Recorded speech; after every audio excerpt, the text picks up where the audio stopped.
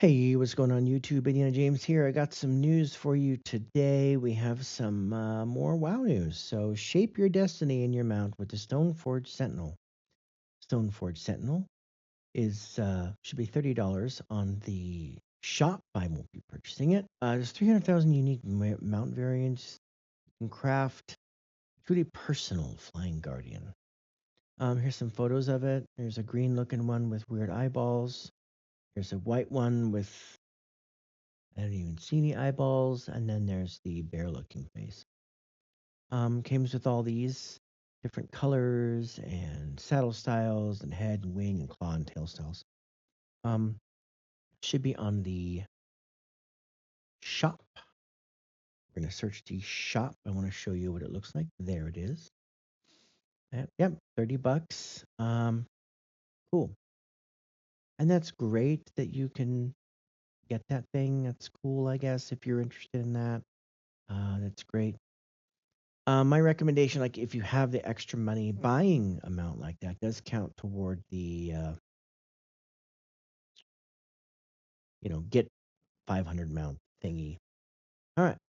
Next thing is there's a lot of notes, with the PTR update notes that you can look at. We've went over a lot of these already. There is a lot. This whole 12.1 patch, I'm going to go over all of this stuff at a future video when the patch gets closer. That way, all of this stuff is set more in stone. Um, I mean, some of the things are set in stone. Like there's 4 different endeavors for homes, dies, houses. You can reach level 12. Pets you can put in. Only cosmetic like pets all the way around. Not sadly not hunter pets yet. Hopefully that's coming. Um, yeah. Oh yeah, we'll go over that later. Hot fixes. There were some hot fixes to Druid, Evoker, Mage, Priest, and Shaman, not PvP. Um, Feral's getting a revamp. Restoration damage increased by 15, and Bearform Thrash damage reduced by 25 because they were doing a little bit more damage than they wanted. Evoker Devastation is increased by 3. I'm not going to read all these. You can read them.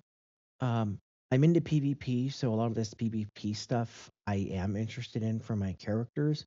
Beast Mastery is not getting an update. Good for PvPers, though I want to bring this up only. Marksmanship. Double shot now causes aim shot to fire at 16% effectiveness, or your next rapid fire to fire 16% additional shots. It was 40%. So they're reducing that because it gives players more time to react to it. And survival is increased by 3. Um, I'm not going to go into all these things. Again, that's a pretty good amount of PvP stuff. I will link this in the video. Um, TTW Turbulent Time Ways is up. It was up this Tuesday. I'll level up my level 80 warrior to 80 to 85 in an hour and a half using this Turbulent Time Waves. And I do have 7 um, Call to Arms Delvers thing quests. Well, you can do it 1 quest each character 1 time, and I have like 7 of them done. And I think it gives like 190k experience per, so 190k times 7 is equals how much experience I have, and I'm level 40. I'm sorry, I'm level 86 now, not 85. All right, you can get this new mount. It's going to take you 4 weeks when you get Mastery of the Time Waves. Apparently, if you use bot accounts, not bot accounts, trial accounts, and you group up with all 4 of them, you can get it the first week, and it doesn't cost you any extra making those accounts. If you want to do it that way, I don't know how it works. It's what I read, just a messenger. So time walking dungeons, you have a chance to drop items that they normally would when you run heroic, and you'll earn reputation. I haven't gained any reputation. Enemies will loot enemies and loot will automatically scale to your level. Great. While it's active, you get a 50% bonus to reputation earned from quests and creature kills.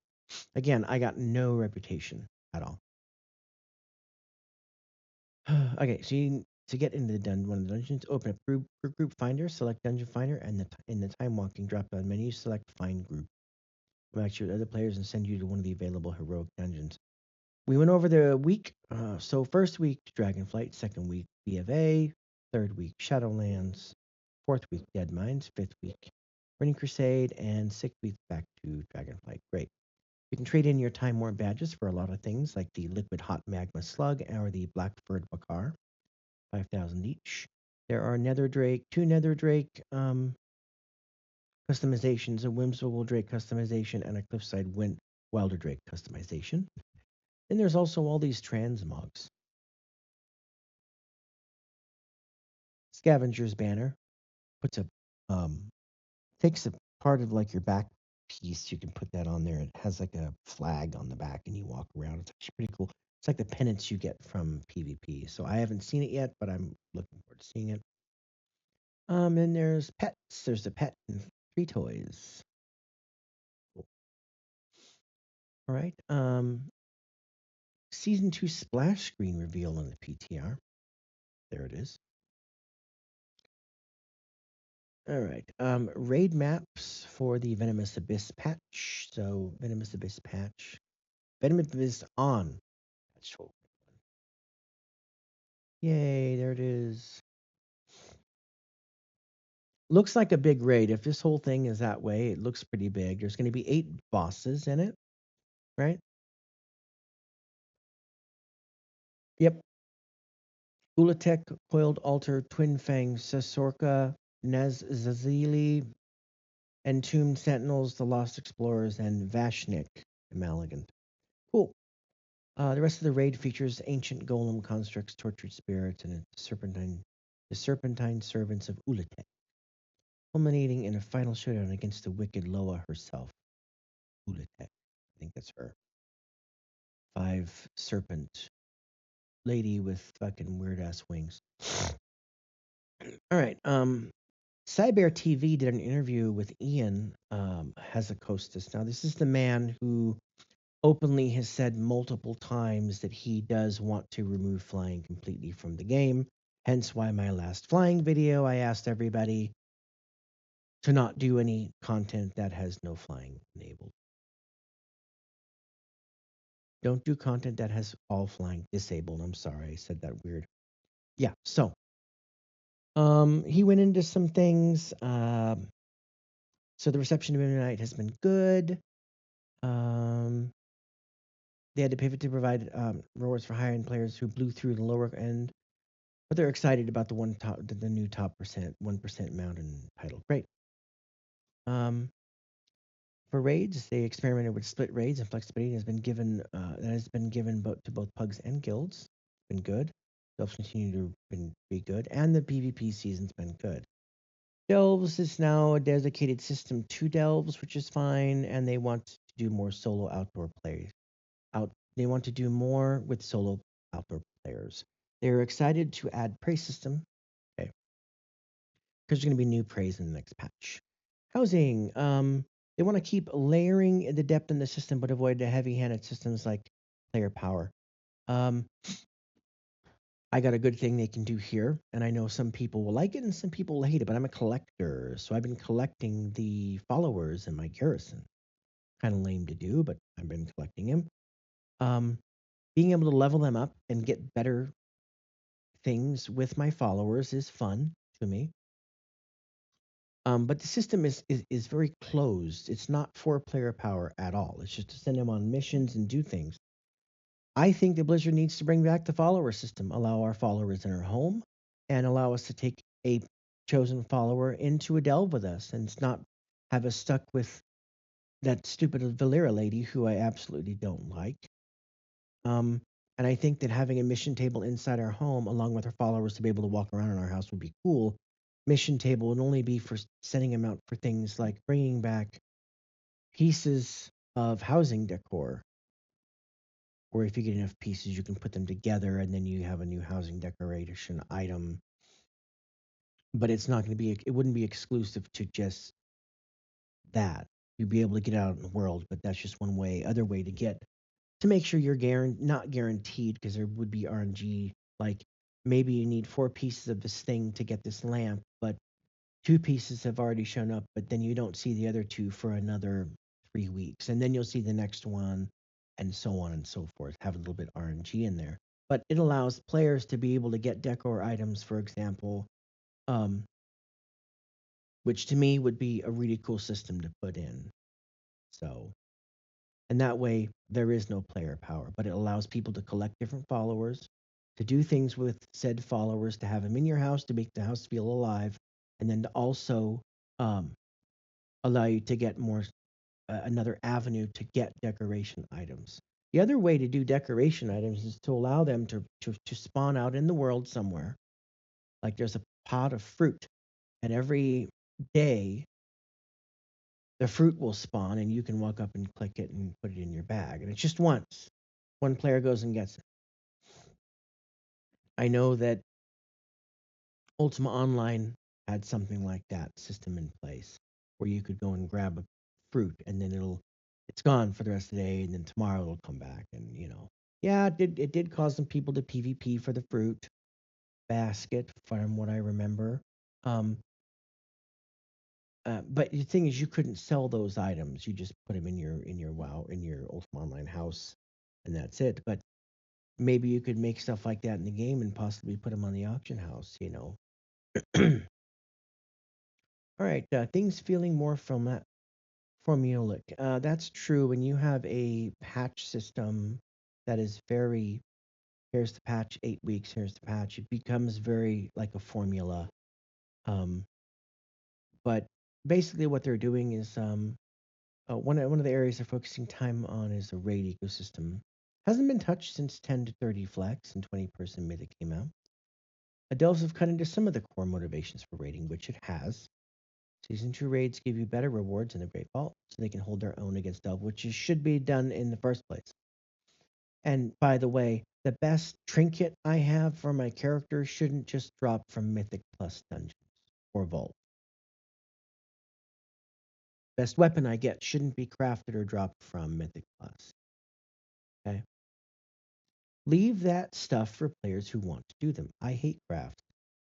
And I hate mythics. Prioritization of the team. It is the plate of spinning. You can't think of any other game that has the more diversity of play styles and motivations that WoW has. The problem is you think that players have the motivation and the diversity. The problem, they have data looking at what players are doing and spending their time. The problem is if you add something into the game that is more content for somebody to do, but it doesn't have flying, for example, those people are going to do it. The majority are still going to go there and do it because they feel like they have to get this item, to get this quest, to get this thing done. Um, but they're not having any fun because there's no flying. So you can't use that as a metric to say, well, people don't care about flying when we do, or anything else. I don't. I haven't ran into Val. I haven't ran into the other zone, and I won't go to the other zones because you don't have flying in it. Period. Um, so there's players who play the game solo or small group, despite there not being too many content creators for it. They have a wealth of data to draw from the best they can. Solo players are players who have a few friends, get to hit level. They realize there's not a lot of things to do without joining a guild, right? Or more having more people. That's what the existence of delves and prayer for. I realize that, but what you need to realize is there's no point in joining a guild right now. I'll say it again. There's no point in joining a guild right now, Blizzard. There's no benefits to joining a guild. You don't get really anything. The guilds have not been overhauled since MOP. You're still having guild achievements not scale with how many people you have in your group. So if I have 5 people of a 10-man group walking into a 10-man raid, and we're all a guild group, that should count for getting the achievement of old school content. Or 2 people running Moshig Vaults. That should count as a guild group. And then the guild items that you get, they're pointless. They're absolutely pointless. I know nobody who buys any of the heirloom gear. I know nobody who buys the guild tabard. Um, I had to show my guildmates where the vendor was to buy any of this crap because no one really cared or knew. Luckily, they wanted the back piece that you get that looks like your guild, and they wanted everyone has a transmog into that. But other than that, there's no point in guilds. You need to give that. You need to give something to guilds. You need to revamp them. You need to make them worthwhile of joining. Right? Don't make it to where if you don't join, you're prohibited. But just being able to make it to where guilds can make enough money to sustain having repairs on for your guild, for example. My guild can't sustain it. We don't make enough gold in doing guild challenges and runs to be able to sustain having repairs on it at all times. And even if we did and we can sustain it, we're not gaining any gold. And therein lies the issue. Like we need to have ways to revamp that, get guilds on where they're supposed to be, give us more rewards, update the guilds every single um, expansion. If you can do it with player achievements, you can sure as heck do it with guild achievements. Okay, all these achievements that you could get with having a guild run, um, like Star Dragon mount, for example, on Decimicius or whatever his name is. You can't get that anymore for a guild. You can do it as a guild group, but the 100% drop rate of the mount isn't there anymore. Now it's like a 1% or whatever it is. You need to update guilds. You need to allow them to have scaling when it comes to dungeons, raids, and stuff. And you need to allow that to occur. Anyway, add-ons. They're happy with how add-ons are. Blah blah. I am not going into that because that's kind of lame. I don't care. I don't use add-ons.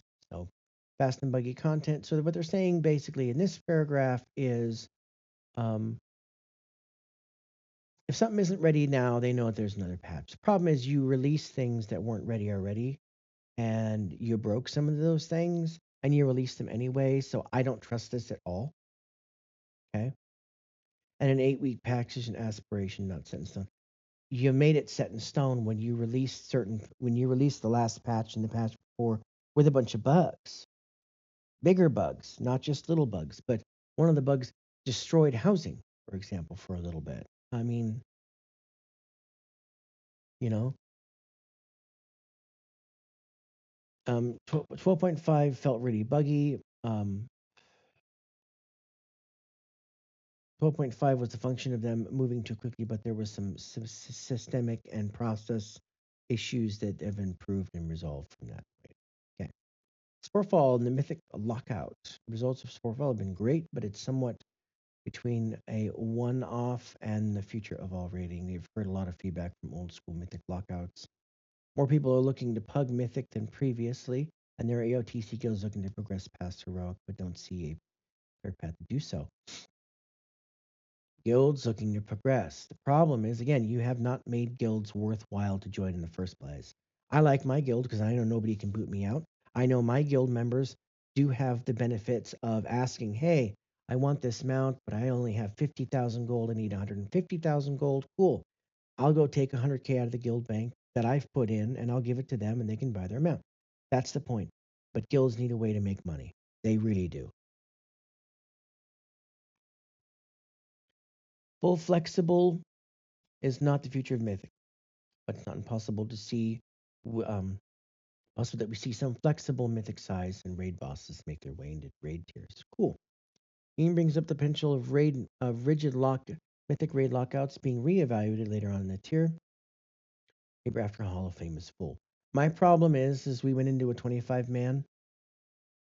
We killed a boss in Northrend. We walked out. We were going to go in to do the 25-man version, and we couldn't. It was locked out. And maybe I'm wrong here, but apparently, from what I understand, when you're locked out of the raid and you do one, you're locked out for all of them, and that kind of blows. I don't think that's how it's supposed to be. Maybe we were wrong. Maybe it wasn't reset. I don't know. Anyway, Dream Rift bypassed all mythic lockout issues and was easier mythic boss, but it was a good player experience. They needed to think about a lot of the effects of a loot structure change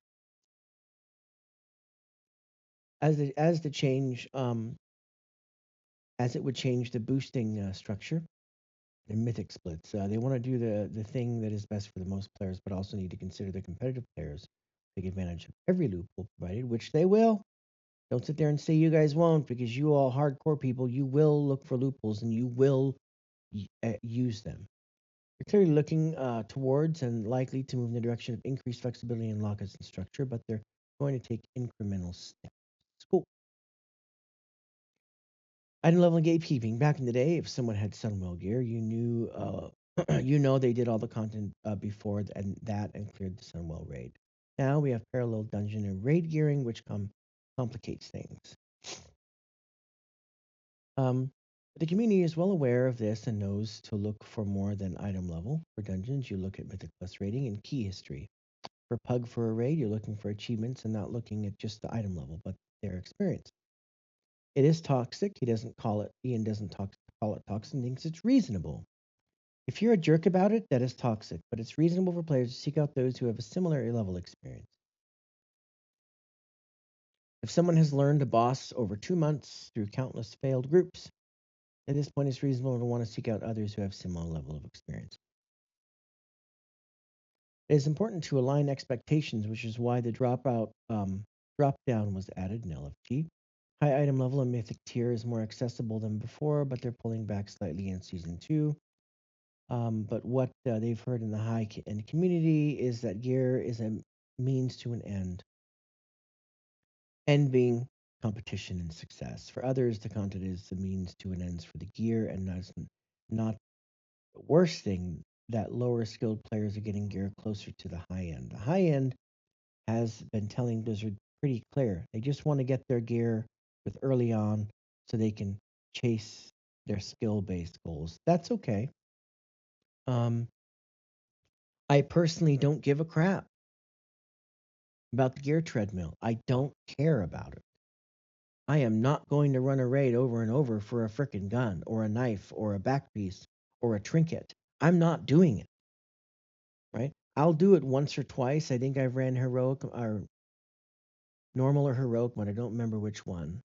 A couple of times I ran Void Spire or whatever you call it, and I've ran one time March of Quelled and Os. I saw it. I did it already. What is the point of me going back and doing it again?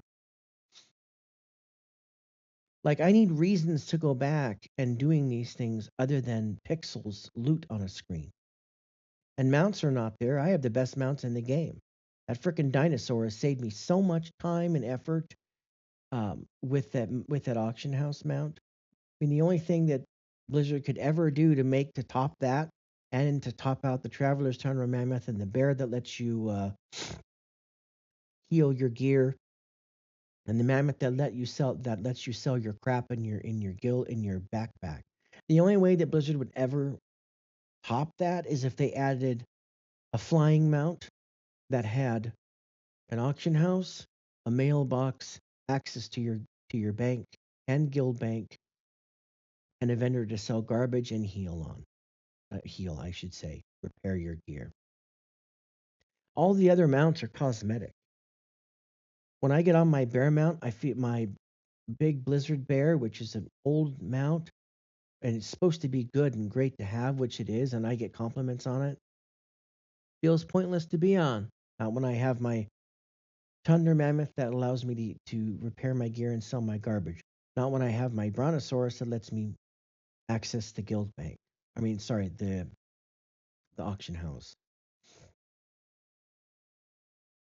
And especially not my flying drake that I can grab people and have them fly around with me so they don't have to worry about flying. A mount that is strictly for one person that has no utility, it's worthless now. It is 100% worthless now. Those mounts are worthless. I don't care what they look like. Nobody else cares what they look like. They're worthless. You want to make people care about mounts, Blizzard, like, and want them to. You add in customization of all the mounts in the game. If you have the Traveler's Tundra Mammoth, allow us to take that off of the Traveler's Tundra Mammoth, those two vendors, and allow us to put those two vendors on a big Blizzard Bear. Or take the auction house and the mailbox off of the Brontosaurus and put it onto another mount that we like better looks of. Let us have that utility to be able to be put on any mount we want, right? And if you want to keep it on ground mounts, that's okay. Keep that on ground mounts. I don't mind. You know, have my big Blizzard Bear be my auction mount, and I never touch the Brontosaurus again because I don't like it very much. It's kind of stupid. It's a big long neck Brontosaurus with a bunch of freaking gold metal on it. Looks kind of dumb. Don't like it. You know, what you should have done instead of selling the mount, you should have sold just the access of saying, here's a mailbox, here is a an auction house. This is a customization. You already have the way to customize mounts on that whatever we talked about earlier. Allow us to be able to put that on all the other mounts that we have. Put little vendors on each side. If you don't want to put the vendors and you think the mount's too small, then put a little mailbox on one side and a little, like a chest or an auction looking like thing tied up on the other side of it, like the one bear has an anvil on it, and then let that access the auction house, and then sell that ability to be placed on any mount in the game that we own for $90. You know.